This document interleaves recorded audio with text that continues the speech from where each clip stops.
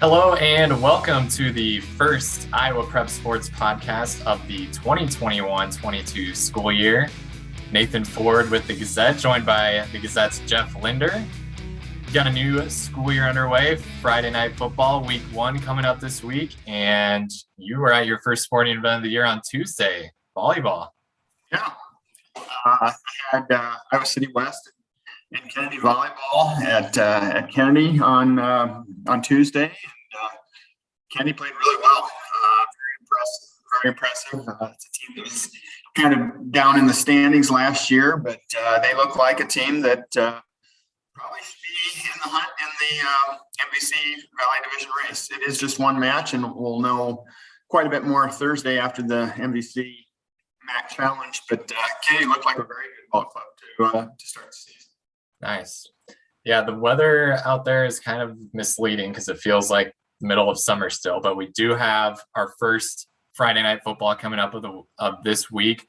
The Gazette has been releasing our rankings the last basically week for every single class. There's 7 classes now. I found that a bit overwhelming when I was putting my preseason poll together. It's nice that there's like fewer teams in all the classes, but that's a lot of top 10s we have to put together every week now. This year. And the thing that strikes me, and tell me what you think, is I just can't get over Dubuque Waller being a Class 2A school in a 7-class format. So they're the 4th biggest class right now. And like I said, I just can't grasp that. I think that's the one that probably sticks out the most. I mean, there's like, you kind of go through it and you're like, oh, that's interesting. Like Cedar Rapids, Washington being in the same class as like Pella now, but you could at least, it's just a 1 class to drop basically. But Waller being in with teams like Jessup is just strange. See the thing. So, but it is what it is. That's what the enrollment numbers say. And,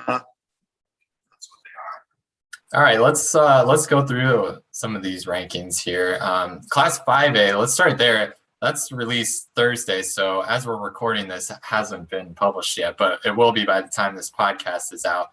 We've got Southeast Polk as a unanimous number 1. Obviously, they were the runner-up last year to Ankeny, but with just the amount of talent they've got back, and not just like typical state of Iowa talent, they have talent that is 5-star in the country returning, and that looks like the obvious favorite. Yeah, Southeast Polk's top 3 guys are elite. I mean, those are 3 guys that could play for probably just about any program in the country, any high school in the country, and so, I think at least 2 of them are going to go play high D1 ball. So, Southeast Polk is a unanimous number 1. Ankeny still got a lot back. They're at 2. West Des Moines Dowling, probably the lowest we've ever started them at 3. But, they're going to be fine.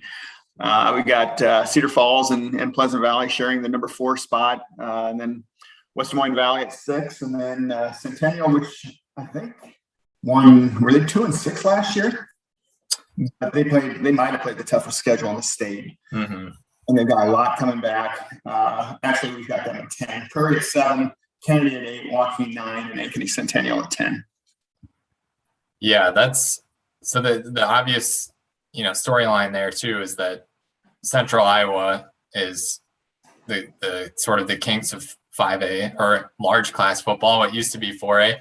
And like you said, in the past, that's always just been, Dowling has won the state championship however many years in a row.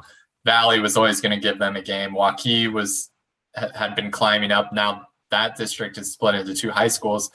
But instead of like there being more balance, it seems like in the state, there's just been new Central Iowa teams emerge with Southeast Polk and Ankeny. The other suburban teams are catching up. Southeast Polk, Ankeny, Centennial, Johnston, Urbandale has had a couple of really nice seasons lately. So, and I'm looking forward to seeing how Waukee and Waukee Northwest are this year. Yeah, I really had no idea where to rank them. Waukee lost a lot of talent from a really good team last year, and I know some of their guys are at Northwest too. So I just kind of played it safe and didn't rank either team, but they very well could be top 10 teams by the end of the year. One of them, or maybe both of them, will be in the rankings. I assume, one or both will be in there at some point. Waukee High starts at 9, so I don't know. I just don't know how good either of them are going to be. So I played it safe, just like you did. Well, and in the Gazette area, we have Cedar Rapids Prairie number 7, Cedar Rapids Kennedy at number 8. Those two programs have been really consistent the last few years. Been some of the top teams in Eastern Iowa. Kennedy has been to the Dome a couple of times, and they look like they're going to have a chance to get there again. Both those teams. Yeah, and a lot depends on pairings. If one of them gets shifted out toward the west, then it's going to be tough. But if one of them or maybe both of them are put together in a pod, then maybe one of them can get through. It's going to be tough to get through those top level teams in Central Iowa, though. And with no district standings in 5A, how's that going to work? I know the top 16 teams, RPI wise, are going to be the 16 teams that make it. So, that's going to be something to keep an eye on each week as well. Yeah, that's going to be much different than most of the other classes. Let's move on to Class 4A, which, as you wrote, is kind of one of the more intriguing classes just because of the mixture of schools that we have here. A lot of the former 4A schools, the smaller, bigger class teams, and then the bigger, what used to be 3A schools, kind of merging into a class that is a lot, I guess, of all of them, newer, it feels like, than some of the other ones. So we got Lewis Central ranked number 1 to start with, and they've got a lot of guys back from a team that's been consistently pushing for state championship contention over the last few years. Yeah, they've got that really good lineman. Is it Hunter Gale? Yeah. And, he's very, very good, and a lot of good kids coming back around him. This is kind of an interesting, kind of a neat class in my mind. You've got them. North Scott's the defending champ. I still think of North Scott as a quote unquote big school because they've been in the MAC. And then, they're number 2 with North Scott. Cedar Rapids, Washington, that's another thing that, kind of flabbergasted me. This school that was probably top 15, top 20 in enrollment not that long ago is now 38th in the state enrollment. They lost about 200 kids in 3 grades in 1 year. So now they're the 38th biggest school, top 36 or 5A. So now they're 4A. We've got them at number 4. They've got some really good kids coming back from a team that they're really kind of staggered down the stretch. They lost their last 5, but I think they're going to make a big impact right away. Winterset's 5, Webster City and Xavier tied for 6th. Pella is 8, Dallas Center Grimes at 9, and Bondurant Farrar at 10. So another class where there's a lot of Central Iowa, Western Iowa teams sort of making up that top 10, but I think part of that too is just there's a lot of those teams in this class. I mean, yeah, and a lot of those the little Hawkeye schools, the rec, kind of the next level of emerging schools in Central Iowa. The Dallas Center Grimes, Pella, Carlisle, Bondurant, Farrar, Winterset, Norwalk, those kinds of schools. Yeah, I'm going to be really curious to see how some of these matchups go. I mean, with Cedar Rapids, Washington dropping down, they've got games against Xavier, Clear Creek, Amana, Pella, and this looks like it's going to be a pretty good Washington team. They've got a lot of guys back. I mean, headlined by Watts McBride, who's one of the top players in the state. So they look like a team that it's not. I mean, they're dropping down because of their enrollment, but they are definitely a team that can contend in this class and would have been a pretty good team in the large class too if it had stayed that way. I think if Washington been in 5A this year, they probably would be a top 15 team and certainly a team that we would be keeping an eye on. And Xavier obviously has been one of the top programs in the state, and they start at 6th, but it's just really some question marks with them because we just don't know who's going to step up and fill those roles. But just the way that they've consistently filled in for those graduation losses in the past, you got to feel like they're going to be a solid team once again. Yeah. Oh, this is the year they're going to be down. We can kind of forget about them, but we know better. They're going to rebuild. There's going to be some surprises there. Some kids that we hadn't heard of that are going to make an impact, and they're going to be a fine team. And I think having them at 6 is probably fair. All right, so down in Class 3A, our number 1 team was the 3A runner-up to North Scott last year. That's Harlan, unanimous number 1 team with 6 All-Staters back. That is another perennial power and one that's sort of getting back to its usual ways these last couple of years and starting to be consistently toward the top of the rankings.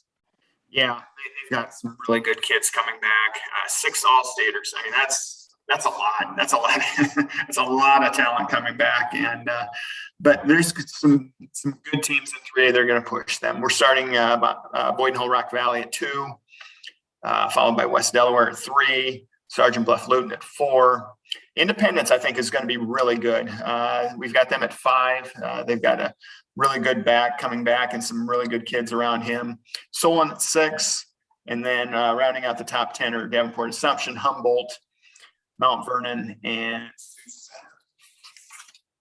Sioux Center. Yeah. So I think, that West Delaware Independence rivalry is a good one, but it a lot of years hasn't been the most competitive just because West Delaware has been so good a lot of years. But Independence has been a program that is not only on the rise, but has stayed a successful team the last few years. And this year might be one of the best for that West Delaware Independence game. It will be, I think, in my opinion, it's the game of the year in Eastern Iowa. I had West Delaware 2 and Independence at 4 on my ballot. It's a Week 8 game. And Independence has really risen their program here in the last 4 years or so, I would say. And I would say they're basically an equal of West Delaware at this point. And we haven't been able to say that very much for a long, long time. So another rivalry on this part of the state that has been one-sided at times is Solon and Mount Vernon. Solon starts at number 6, Mount Vernon starts at number 9. They've kind of been in different classes various years here recently too. They play Week 2, so that's going to be an early litmus test, I think, for both those teams to see if they're sort of among the 3A elites in Eastern Iowa. And they're not in the same district, are they? I don't think so, no. So, it's a deal where it's not it's a geographical rivalry, but to me, it's not a competitive rivalry until Mount Vernon beats them. And it's been a long, long time. So, we're coming up on 20 years since Mount Vernon's beaten Solon, and Solon, they're both going to be very good. I think Solon's probably just a little bit better, but we'll find out in Week 2. Yeah, Mount Vernon's had some really good teams, but Solon has had some really, really good teams. Down in 2A, Central Lyon George Little Rock is our number 1 team, another unanimous number 1. They were the 2A runners-up last year. Tons of guys back, including a really productive dual threat quarterback, and so they were the obvious choice to start on top in 2A. Yeah, I was at that state final last year. Very impressed with Central Lyon George Little Rock. Zach Lettler, their quarterback, and he can run, he can throw. Really, really good kids. And I'll tell you that pocket of Northwest Iowa right now, whether it's A through 3A or so, that's there's about a dozen teams up there that are really, really good. And Central Lyon George Little Rock's one of them, and those teams all play each other. It seems like even from A to 3A, you could go 5-4, 6-3 in one of those smaller classes and be a team that has a good chance to win a state championship if you can get into the playoffs. Yeah, it's not just basketball country up there anymore. I mean, we've got just in 2A, West Lyons number 5, number 4. OABCIG is number 5. Esterville Lincoln Central, number 7. And that's just in 2A. So those teams are going to be really good. We've got West Marshall ranked number 2. Waukon was the 2A champion last year. They're number 3. A lot of guys to replace, but also some key contributors back, and that's been a program that's been consistent lately as well. Yeah, Lincoln Snicker, one of the best players in our area. Pat Hennessy, really nice player. 2 really good cornerstones built around there. So, don't think Waukon's going to be too far down this year. No, they're definitely a solid pick to win their district again. Good opening week game between them and Waverly Shell Rock. Yeah. I had Waverly Shell Rock ranked, I think, so I think that'll be a pretty good game. Also in 2A, we have PCM number 6. Williamsburg is tied with Esterville Lincoln Central at 7. Comanche is number 9, and Greene County is number 10. Williamsburg, another team where you rely on the tradition a little more than just the stats of who's coming back. Obviously, Williamsburg has good players coming back, but you can never really knock them down too far, no matter who they lose. Right, and we'll talk about that here in just a second. And they've got a dandy right out of the chute against Iowa City, Regina on Friday night. So. Yeah, let's go down to Class 1A. Regina is ranked number 4 after winning the Class A state championship last year. They're behind number 1 Van Meter, number 2 Underwood, and number 3 West Sioux. I mean, Regina, with a new coach, it's kind of a new era for them after Marv Cook retired. Definitely expect them to be among the 1A contenders, but it was tough to pick against Van Meter as a number 1 team. Regina did get 1 first place vote, but the other 4 went to Van Meter, and they take the number 1 spot. Yeah, and Van Meter's another, emerging Des Moines suburb. Yeah.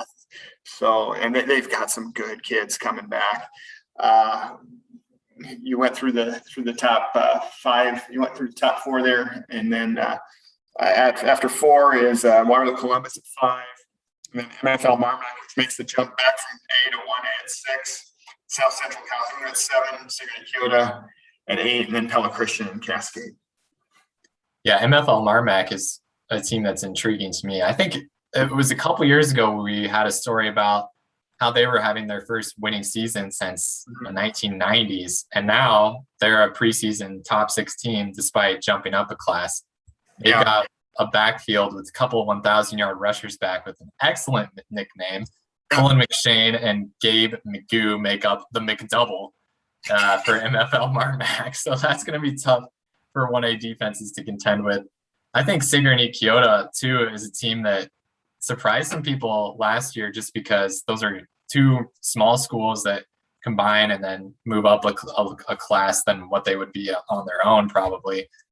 And just their old school offense, but they were still really competitive against OABCIG for a lot of that game. And obviously just to get that far, I mean, that's a really good program that's been going strong for a while now.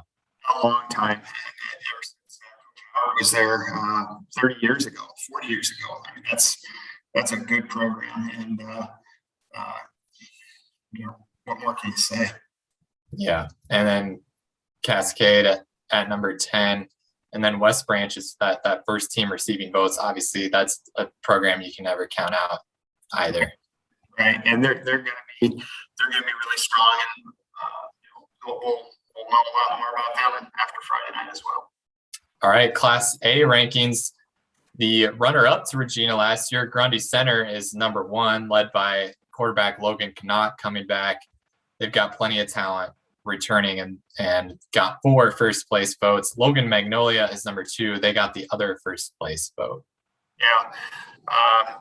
Regina was just we found out at the end of the year, was kind of at a level of their own.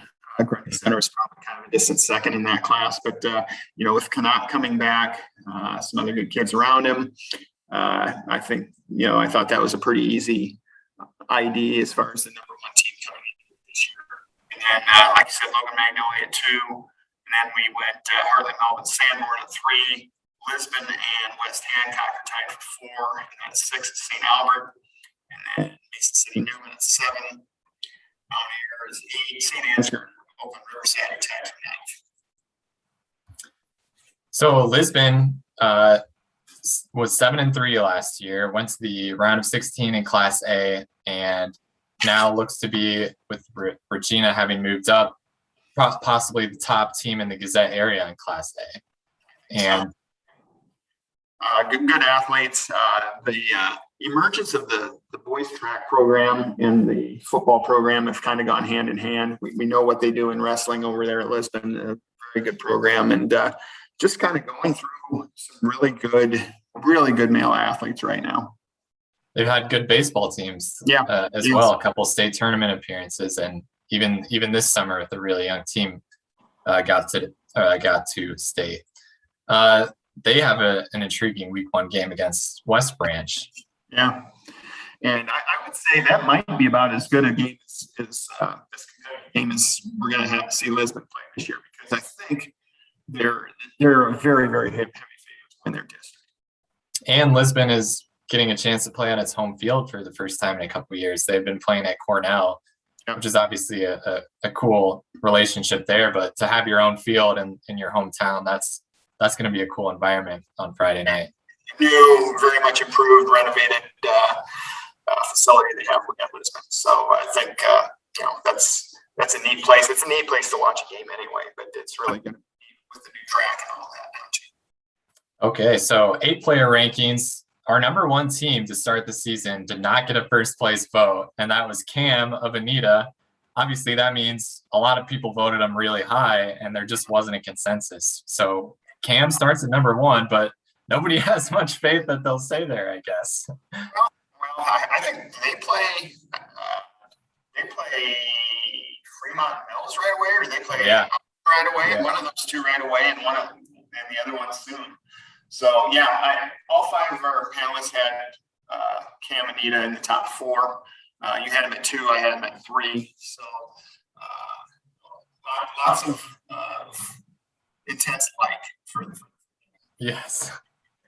So 4 other schools got at least 1 first place vote. You and I both had Audubon at number 1. Audubon's number 2 overall. And then Montezuma with Eddie Burgess at 3. Don Bosco, perennial power at 4. Fremont Mills 5. And then after that's the defending state champ, Remsen St. Mary's at 6. And then you and I both are very high on Kingsley Pearson. We've got them at 7. Spoiler alert, I had them at 2.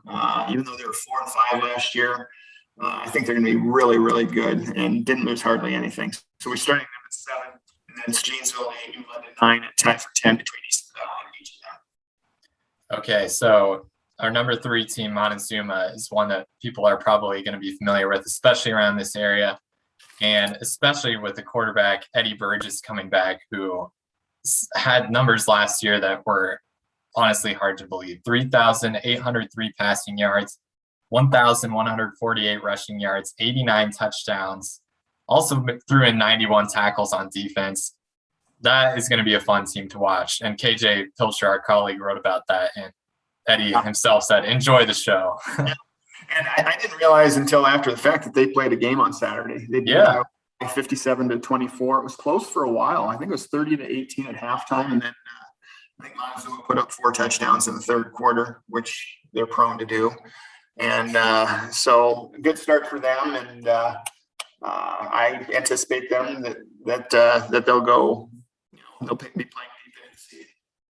I like the idea of this 8-player class being pretty wide open. I mean, some years we've gone into it and just known, Don Bosco, number 1. That one year, Fremont Mills, obviously number 1. But this year, it's hard to tell. There were some competitive games in the playoffs last year, especially Montezuma's 108-94 loss to Remsen St. Mary's. And I know Montezuma feels kind of like the runner-up after the championship game was 49-0. So I think it's going to be a fun race to the dome for 8-player this year.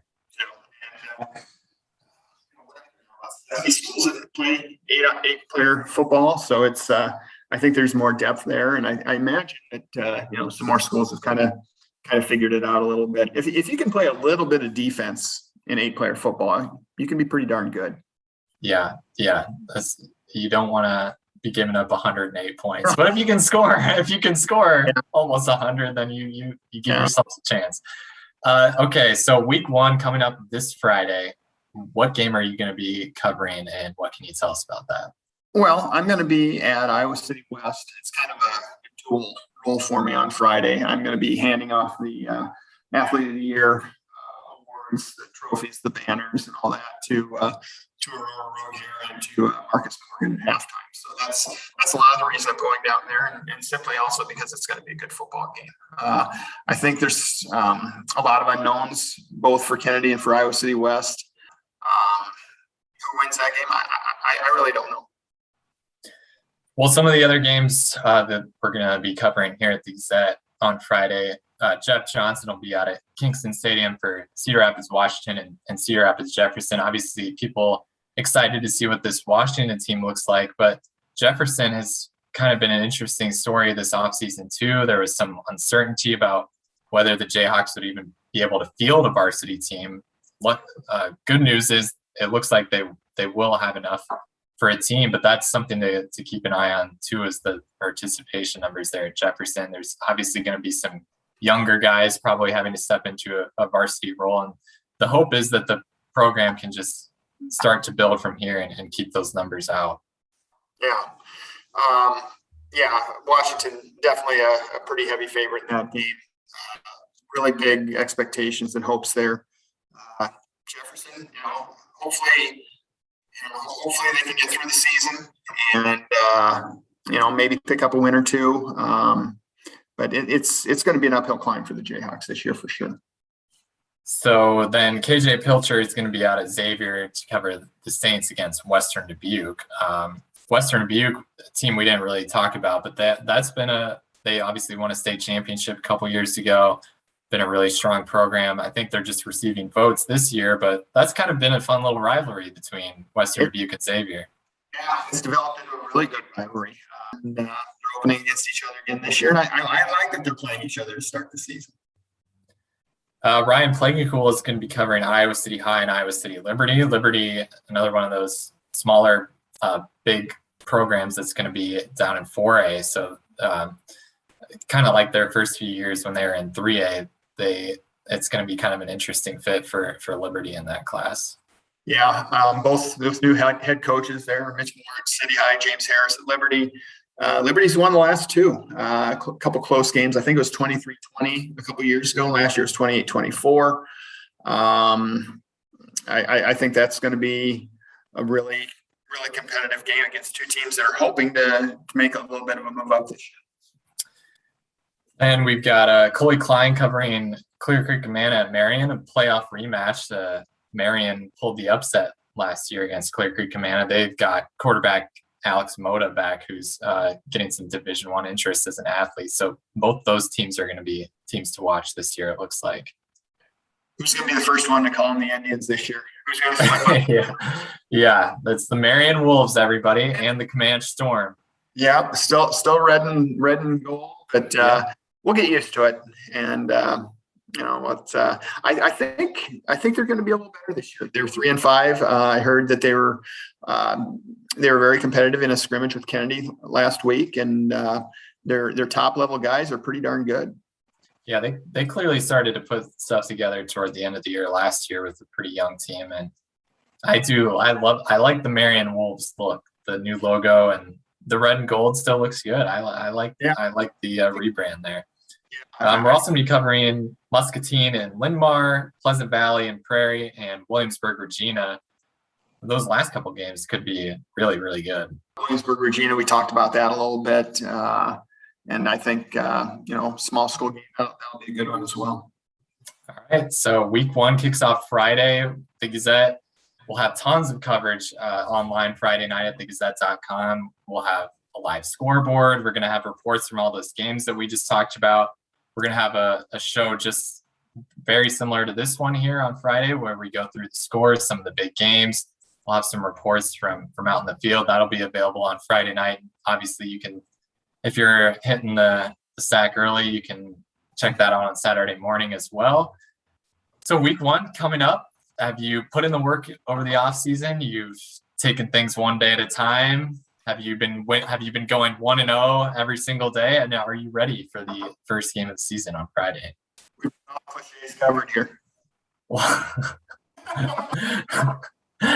Okay, so that's going to be it for our first preview show of the week. We're going to be trying to do these every week. It's not probably going to be me and Jeff specifically every week. We're going to rotate KJ in there. Jeff Johnson will make some appearances as well. But make sure to check us out every week as we look at the rankings, preview the week's games, and just talk about all things Iowa high school football. And we're excited to get it started. Thanks so much for tuning in.